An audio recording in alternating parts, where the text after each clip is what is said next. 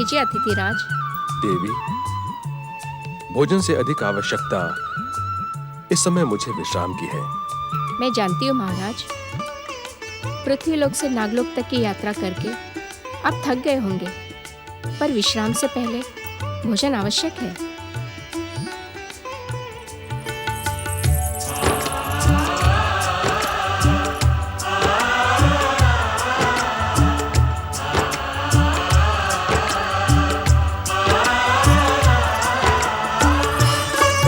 महाराज, नागलोक के इस अमृत रस का पान करके आपको दिव्य अनुभूति प्राप्त होगी।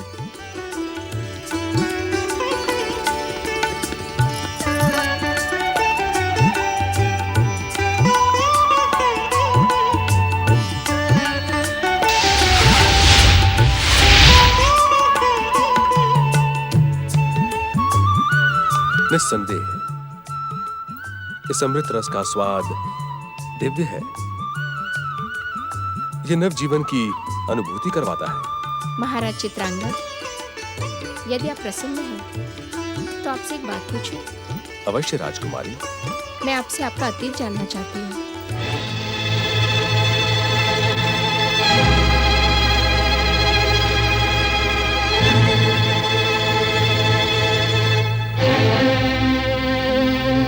मुझे कुछ भी याद नहीं है देवी। जो दिखाई दे रहा है वो वर्तमान ही अतीत है।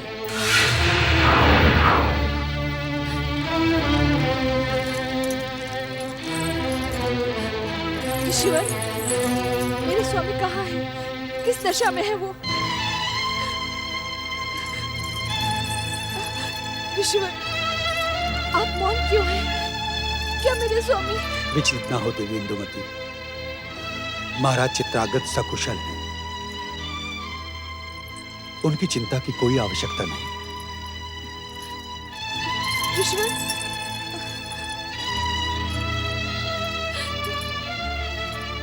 कांतामणि, एक बात पूछूं आपसे?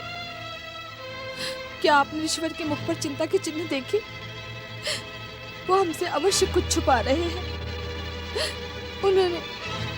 उन्होंने दिव्य दृष्टि से कुछ ऐसा देखा है जो हमें बताने के योग्य नहीं है। कहीं मेरे स्वामी पर भयानक संकट तो नहीं आ गया?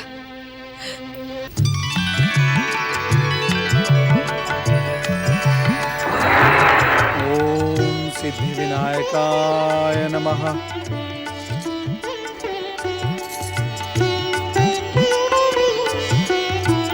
प्रणाम देवर्षि, कैलाश में आपका स्वागत है। आज आपकी अधीरता देखकर मेरे मन में एक प्रश्न जन्म ले रहा है। नारायण नारायण।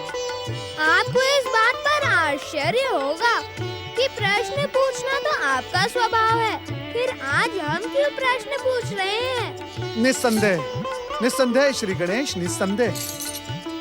आपको तो जगत के कण कण का रहस्य ज्ञात है।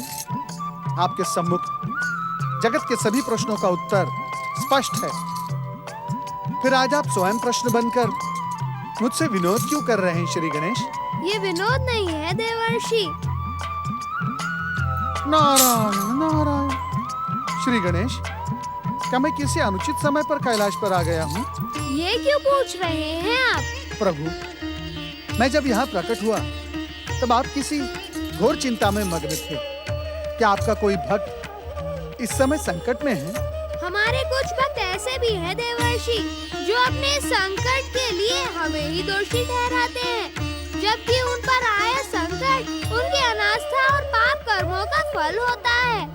नारायण नारायण। जब आप आए थे तब हम यही सोच रहे थे कि ऐसे विचलित स्वभाव वाले भक्तों को धर्म और सत्य के मार्ग पर कैसे लाया जाए। जय जय श्री गणेश। प्रभु, क्या इस कार्य में मैं सहायक बन सकता हूँ? अवश्य देवर्षि। वर्तमान की घटनाओं को देख महारानी इंदुमती हमारी कृपा पर संदेह करने लगी है। आप ऋषि विश्वामित्र के आश्रम जाकर उनका मार्गदर्शन करें। नारायण नारायण। ओम गणेशाय नमः।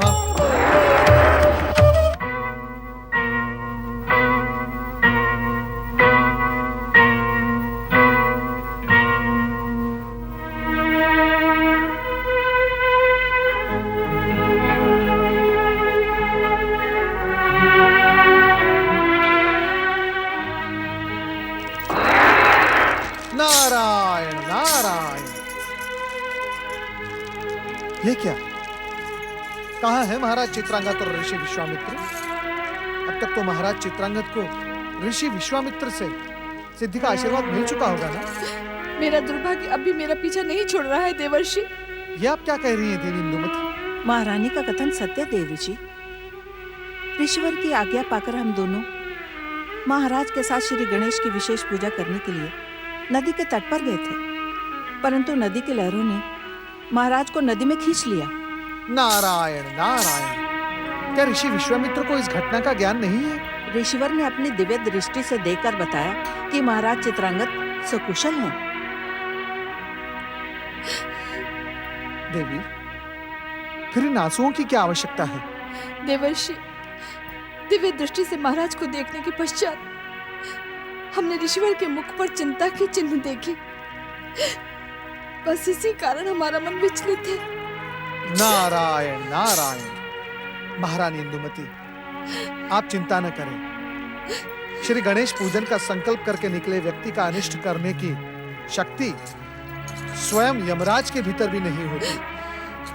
हम जाकर पूछते हैं, परंतु आप चिंता न करें।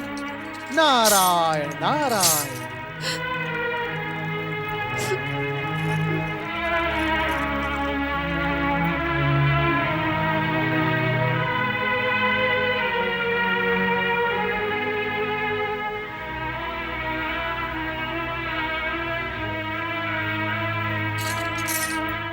ओम सिद्धि विनायकाय नमः। प्रणाम देवर्षि। देवर्षि, आपके बार बार आगमन से हमारा जीवन और यह आश्रम धन्य हो गया। आपके दर्शन तो सौभाग्य से प्राप्त होते हैं।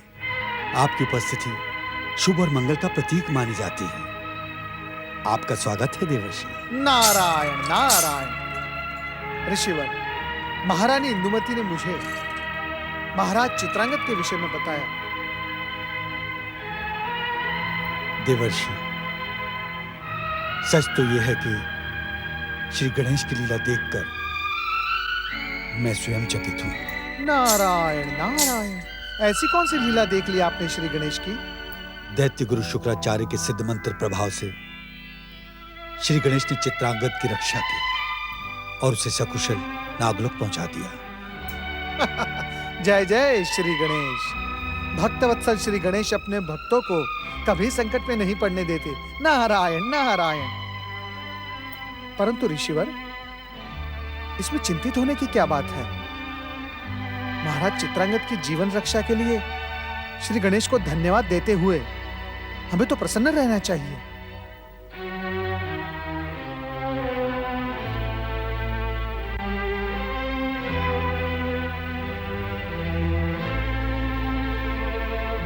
हमारी चिंता का कारण कुछ और है देवर्षि। नारायण नारायण।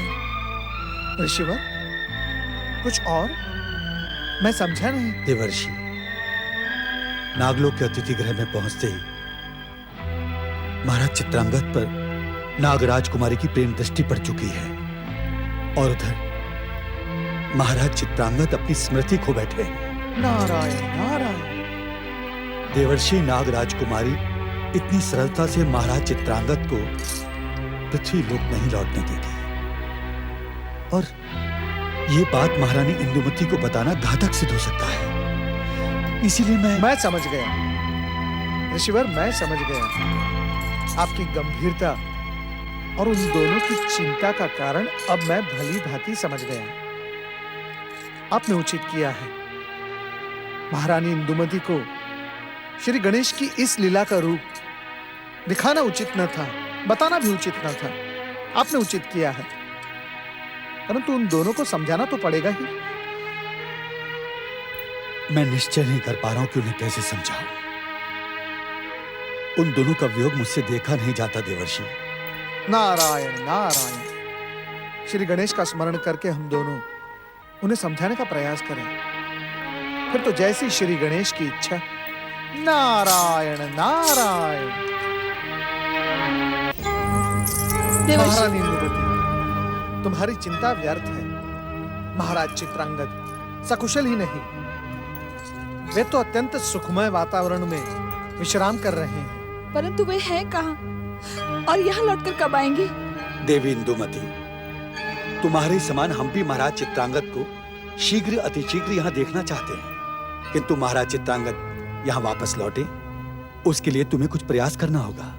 प्रयास? कैसा प्रयास ऋषिवर? नारायण नारायण। देवी, यदि तुम महाराज चित्रांगद को शीघ्र यहाँ बुलाना चाहती हो तो तुम्हें सच्चे मन से श्री सिद्धिविनायक की आराधना करनी होगी। नारायण नारायण। देवी, तुम्हारे मन में जो विचार उभर रहे हैं उसका ज्ञान मुझे है। तुम यही सोच रही हो ना कि श्रद्धा और आस्था पूर्वक श्री गणेश चतुर्थी का व्रत करने के पश्चात भी तुम्हें कैसा फल प्राप्त हुआ। श्री गणेश चतुर्थी व्रत की शक्ति से तुमने अपने और अपने पति पर आए संकट को नष्ट करने की शक्ति प्राप्त कर ली है, अन्यथा संकट तुम दोनों के। नारायण नारायण। और दूसरी बात यह देवी कि तुम्हारी आस्था और श्रद्धा में कुछ कमी थी। तुम्हें श्री गणेश की कृपा पर पूर्ण विश्वास न था। श्री सिद्धिविनायक तीर्थ जाकर भी तुम तीर्थ की न हो सकी।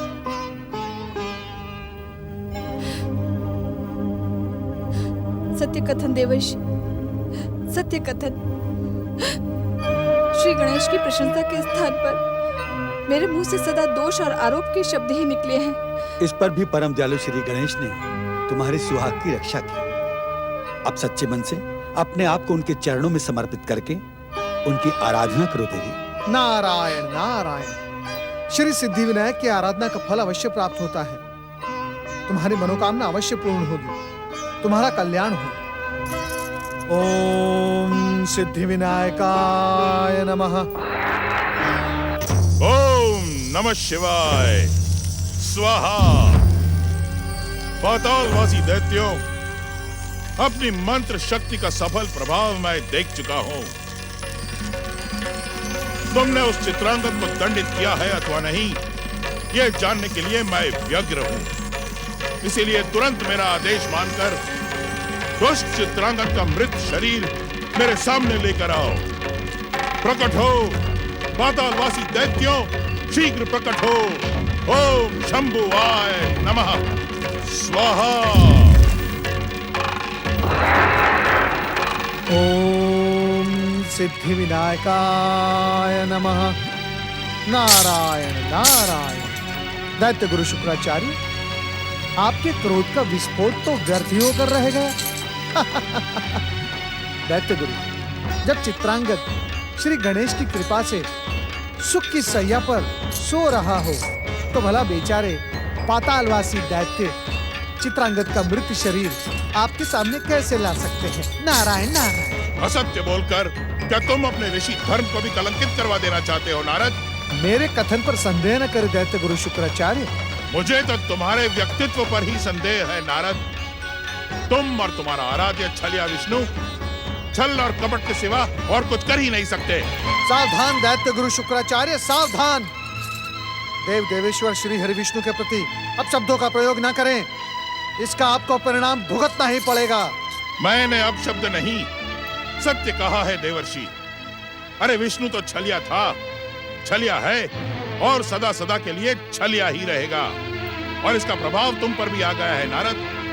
एक ऋषि होने के पश्चात भी तुम असत्य का सहारा लेकर अपने ऋषि धर्म को कलंकित करना चाहते हो। नारायण नारायण। बार बार ऋषि धर्म की दुहाई देने वाले दैत्य गुरु शुक्राचार्य, तनिक अपने भीतर भी तो झांक कर देखें। एक ऋषि का धर्म होता है सर्व मंगल और सर्व जीव की रक्षा, परंतु आप तो एक प्राणी के प्राण हरने के लिए सिद्ध शक्तियों का प्रयोग कर रहे थे। आपको लाज आनी चाहिए दैत्य गुरु शुक्राचार्य, लाज। आपने केवल ऋषि धर्म का ही नहीं, भृगुकुल की मर्यादा, भृगुकुल का नाम भी कलंकित किया है। नारद, उत्तेजित होकर दैत्य गुरु शुक्राचार्य, आप सत्य को छुपा नहीं पाएंगे। आपकी सिद्ध मंत्र शक्ति का प्रयोग असफल हुआ है। भृगुपुत्र शुक्राचार्य को भ्रमित करने की भूल न करो नारद। नारायण नारायण। दैत्य गुरु शुक्राचार्य, आपकी मति तो उसी समय भ्रमित हो गई थी जब राजऋषि विश्वामित्र ने अपनी सिद्ध शक्तियों से आपकी सिद्ध शक्तियों को परास्त करते हुए चित्रांगद को यहाँ से खींच लिया था। यदि आपको मेरी बात पर विश्वास नहीं है तो अपनी दिव्य दृष्टि से देखें। सुखी और सुरक्षित चित्रांगद को आप स्वयं देखें।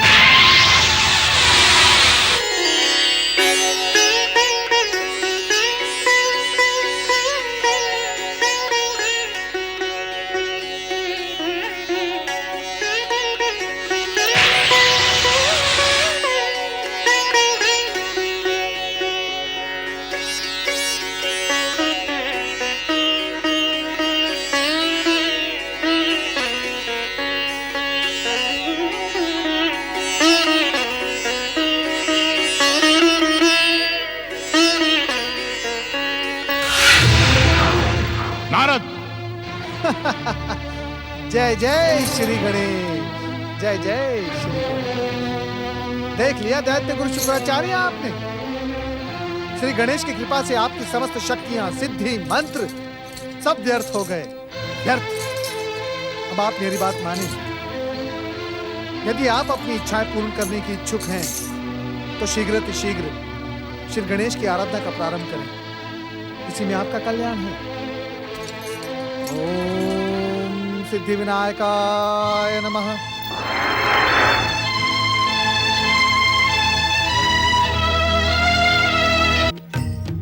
पति परमेश्वराय नमो नमः। ओम नमः शिवाय। प्रणाम। भृगुपुत्र शुक्राचार्य को उनकी असफलता का ज्ञान करवा के आपको क्या मिला देवर्षि? अब उन्हें अपनी समस्या के समाधान के लिए हमारे पास आना ही होगा। भोलेनाथ, मैं तो स्वामी, दैत्य गुरु शुक्राचार्य असफल हो रहे हैं। इसी कारण पृथ्वी पर दैत्यों का उपद्रव दिखाई नहीं दे रहा है। ये तो अच्छी बात है। पिताश्री, क्या पातालवासी दैत्य पृथ्वी लोक पर कभी नहीं आ पाएंगे? परमदेव श्री महागणेश के अवतार गौरीपुत्र श्री गणेश, क्या तुम्हें श्री महागणेश की इच्छा का ज्ञान नहीं है? ज्ञान होने पर भी तुम हमसे इस प्रश्न का उत्तर क्यों पूछ रहे हो? ये सच है पिताश्री कि आपकी कृपा और परम देव श्री महागणेश के आशीर्वाद से मुझे सच का ज्ञान है, परंतु मेरे अतिरिक्त और सभी को इस बात का ज्ञान हो, इसीलिए मैंने आपसे ये प्रश्न पूछा है और आपसे उत्तर की प्रार्थना भी करता हूँ। इस बार एक विचित्र घटना घटित होने वाली है। दैत्य पाताल लोक से नहीं, एक ऐसे स्थान से प्रकट होंगे जिसकी कल्पना करना भी कठिन होगा। नारायण नारायण। भोलेनाथ, देवर्षि, प्रश्न पर वो प्रश्न पूछना अनुचित है। नहीं पूछूंगा तो सत्य का ज्ञान कैसे प्राप्त करूंगा श्री गणेश? मंगल मूर्ति, आप तो सब कुछ जानते हैं, तनिक हमको भी। जानते तो आप ही हैं देवर्षि। नहीं, हम तो कुछ भी नहीं जानते। देवर्षि, मैंने कुछ समय पहले ही आपसे पूछा था कि क्या भगवान श्री हरि विष्णु ने आपको भविष्य की किसी घटना का संकेत दिया था क्या? हर हर महादेव, हर हर महादेव, हर हर महादेव। हे देवादिदेव, मैं तो निरंतर आपकी आराधना में लीन रहता हूँ। एक क्षण के लिए भी आपको नहीं भूलता। फिर मुझ पर इतना रोष क्यों? आपके नाम से प्रारंभ की गई मेरी सारी की सारी मंत्र शक्तियां व्यर्थ होकर रह गई हैं। आपकी कृपा से प्राप्त मेरी सिद्धियां निरर्थक और पराजित हुई हैं महादेव। मेरे साथ ऐसा क्यों हो रहा है शिव शंकर? कारण तो आप भी जानते हैं दैत्य गुरु। देवर्षि नारद ने आपको उन कारणों का ज्ञान भी करवाया था। यदि देवर्षि की बात सहजता से सुनी होती तो कैलाश आने की आवश्यकता न होती। मैं केवल आपका मार्गदर्शन पाना चाहता हूँ भोलेनाथ। अन्य किसी पर तो मुझे विश्वास ही नहीं है। मैं आपका आराधक हूँ, आपका भक्त हूँ, आपका सेवक हूँ। मेरा मार्गदर्शन करें प्रभु। न तो हम आपका कोई मार्गदर्शन करेंगे और न ही आपकी कोई सहायता। कारण अब आपका एकमात्र लक्ष्य दूसरों को पीड़ित करना रह गया है। आप जिस दैत्य शक्ति को प्रकट होते देखना चाहते हैं, उसके लिए आपको अपना आराध्य बदलना होगा।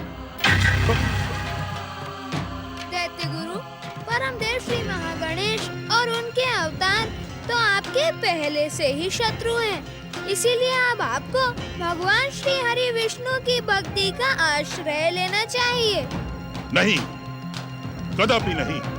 सृष्टि के पहले दिन से ही छलिया विष्णु दैत्य जाति का घोर शत्रु है। मैं स्वप्न में भी उसकी आराधना नहीं कर सकता।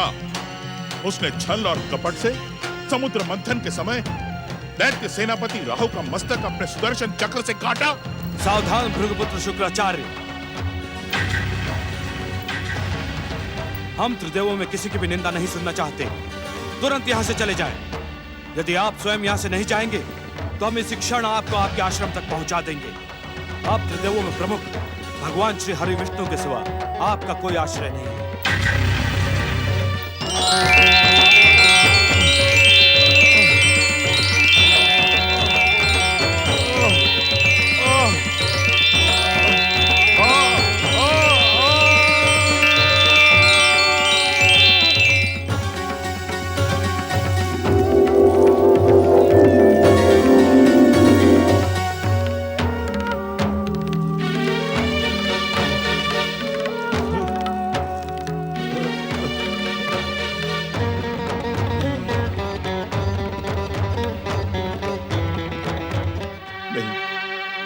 नहीं महेश्वर, नहीं। आप मुझे दंडित करें, मेरे प्राण भी ले लें, पर मैं दैत्य शत्रु विष्णु की आराधना नहीं करूंगा, कदापि नहीं करूंगा भोलेनाथ। मैं तो विष्णु की पूजा आराधना भक्ति को ही दैत्य शक्ति के प्रभाव से समाप्त करवा देना चाहता हूं। मैं विष्णु को अपना आराध्य नहीं मान सकता। असंभव, असंभव, असंभव। हे महेश्वर, हे भोलेनाथ, मैं तो जन्म जन्मांतर से केवल आपका और आप ही का भक्त हूं। फिर आपने मुझे विष्णु भक्ति का परामर्श क्यों दिया? विष्णु मेरे आराध्य नहीं, मेरे आराध्य तो आप हैं। परंतु आप ही ने मुझे कैलाश से अपमानित करके ढकेल दिया। अब मैं किस मुंह से आपकी आराधना करूं? किस मुंह से आपका नाम लूं महादेव? परंतु मैं विष्णु का नाम भी नहीं ले सकता। छलिया विष्णु मेरा आराध्य कैसे हो सकता है? विष्णु जैसा छलिया मेरा आराध्य कदापि नहीं। मैं स्वप्न में भी उसकी आराधना नहीं कर सकता, चाहे मेरे प्राण ही क्यों न चले जाएं। अपनी भक्ति करवाने के लिए विष्णु ने मेरे विरुद्ध षड्यंत्र किया है। मैं उसकी आराधना कदापि नहीं करूंगा, कदापि नहीं करूंगा।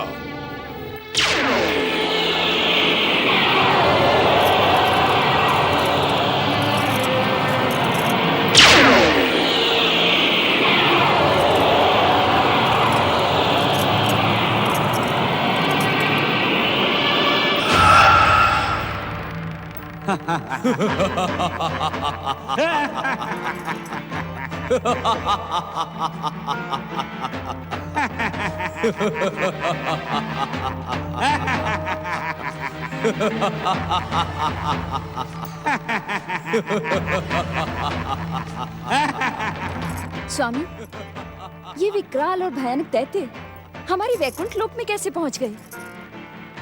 आज से पहले किसी भी दैत्य ने यहाँ पहुंचने का साहस नहीं किया था। स्वामी, इन्हें यहाँ से दूर कीजिए।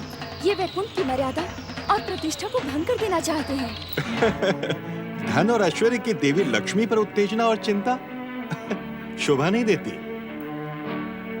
परमदेव श्री महागणेश की इच्छा से इन दोनों ने हमारे कानों से जन्म लिया है। अपनी छोटी सी आयु पूरी करके ये शीघ्र ही समाप्त हो जाएंगे महादेवी। जन्म के साथ ही जिसका अंत सुनिश्चित हो उसके लिए चिंता करना व्यर्थ है।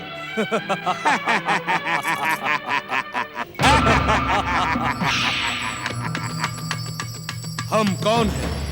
हमारा जन्मदाता कौन है? तुम दैत्य गुरु शुक्राचार्य की विरोधी मानसिकता से जन्मे मधु और कैटब नामक दैत्य हो। मधु, कैटब? पर हम में से मधु कौन है और कैटब कौन? तुम मधु हो और तुम कैटब। हम कहां जाएं और क्या करें? यहाँ तो चारों ओर केवल जल ही जल दिखाई पड़ता है। क्या हम इस अनंत महासागर में गोते खाते रहें? मधु, कैटब, तुम दोनों का जन्म दैत्य गुरु शुक्राचार्य के कारण हुआ है, इसलिए तुम दोनों दैत्य गुरु के आश्रम में पहुंचो और जो दैत्य गुरु कहें वही करो। दैत्य गुरु शुक्राचार्य। ठीक है, हम अभी दैत्य गुरु शुक्राचार्य के आश्रम जाते हैं। तो फिर खड़े क्यों हो? चलो। हाँ चलो। दैत्य गुरु शुक्राचार्य के पास चलते हैं।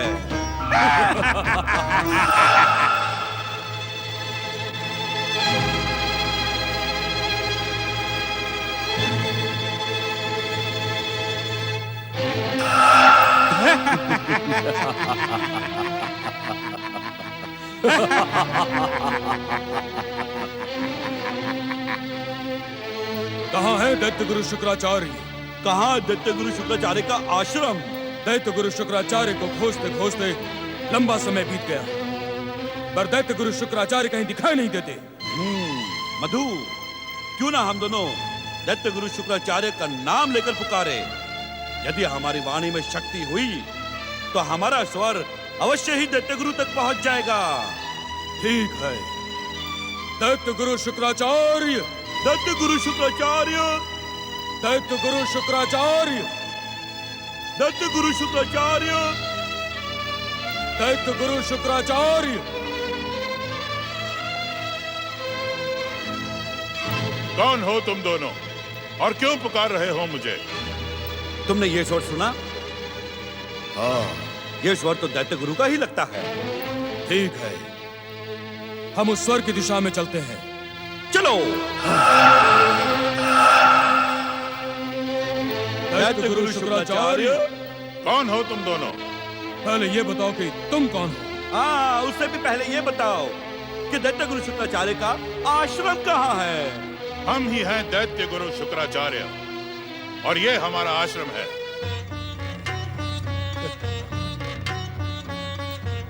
दैत्य गुरु, हमें अपनी विरोधी मानसिकता से जन्म देकर पूछ रहे हैं कि हम कौन हैं? विरोधी मानसिकता? अपना सीधा सीधा परिचय दो। हम हैं दैत्य, मधु और कैटब। अब हमें शीघ्र बताओ कि हमें क्या करना है और क्यों तुमने अपनी विरोधी मानसिकता से हमें जन्म दिया है। जय भोलेनाथ। इस संसार में जन्म लेने वाला प्रत्येक दैत्य और दानव हमारी पुकार पर हमारे आश्रम के यज्ञ कुंड से जन्म लेता है। फिर तुम आकाश से कैसे जन्मे? कहीं तुम छलिया विष्णु अथवा दैत्य जाति के शत्रु श्री महागणेश के षड्यंत्र से तो नहीं आए हो? क्यों कैटब, तुम्हें इसकी बातें समझ में आ रही हैं? समझ में आ रही होती तो मैं तुम्हारी ओर क्यों देखता? सच सच बताओ, कौन हो तुम दोनों और किसके षड्यंत्र से हमें छलने आए हो?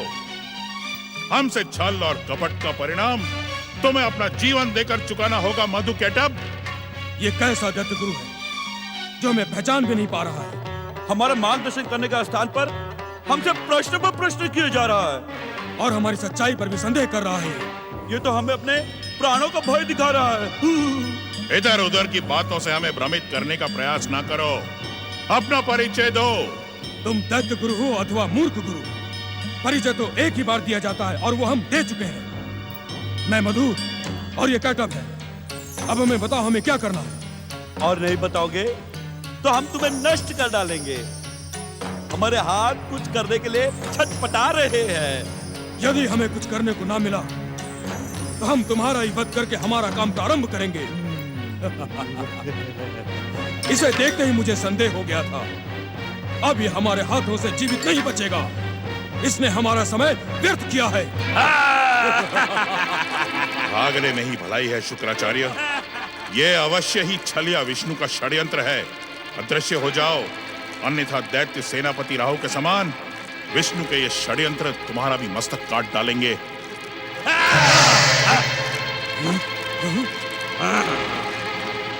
हमें परिणाम का भय दिखाने वाला शुक्राचार्य हमारा मार्गदर्शन किए बिना ही भाग गया। अब हम क्या करें? कहां जाएं हम? कोई बात नहीं, हम उसे ढूंढते हैं। कहीं ना कहीं तो मिल ही जाएगा। दैत्य गुरु शुक्राचार्य। नारायण नारायण नारायण श्रीमन्नारायण नारायण नारायण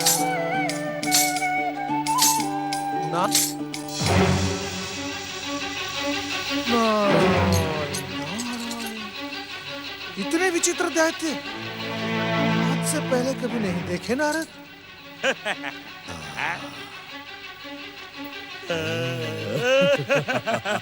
चलो। ये तो मेरी ओर ही आ रहे। नारद यहाँ से भागने में ही भलाई है। प्राण बचाकर भागो नारद। परमपिता ब्रह्मा जी मेरी प्राण रक्षा करें। परमपिता ब्रह्मा जी, परमपिता ब्रह्मा जी मेरी रक्षा करें, रक्षा करें परमपिता, रक्षा करें परमपिता, परमपिता मेरी रक्षा करें, मेरी रक्षा करें परमपिता।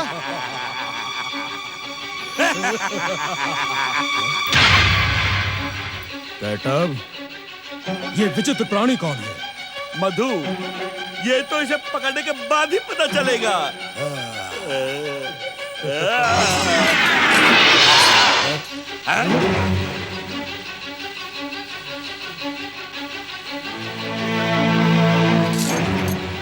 तुम हमारी सृष्टि के प्राणी अथवा हमारी रचना शक्ति से नहीं जन्मे हो मधु कैटब।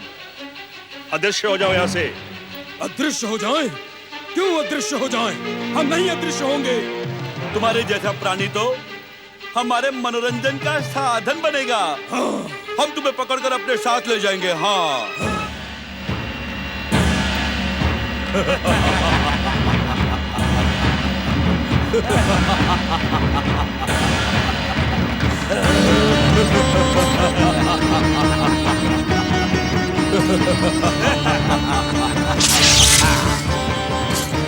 ये भी शुक्राचार्य के समान भाग गया। ये भाग गया तो क्या हुआ? वो चोटी वाला तो अभी भी सामने खड़ा है। रक्षा करें। सिद्धिविनायक मेरी रक्षा करें। इन दैत्यों से मेरी रक्षा करें। ओम सिद्धिविनायकाय नमः। ये क्या? हम जिसके पास जाते हैं वो अदृश्य हो जाता है। लेकिन मधु, अब हम ऐसा नहीं होने देंगे। हाँ। बिना अवसर दिए जो भी मिलेगा उसे पकड़ लेंगे।